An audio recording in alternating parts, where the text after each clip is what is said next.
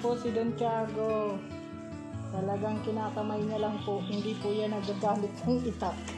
Never po yan magamit ng itak.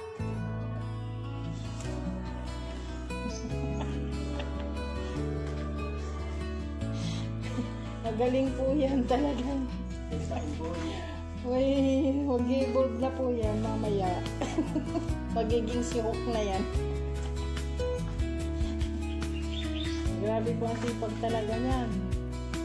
Ayan po. Kayo na po ang makakakita. Parang awan na ako sa pwede mo kayo.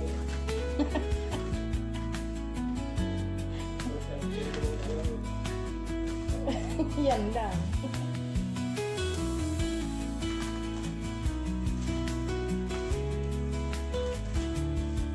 Okay na ba ba?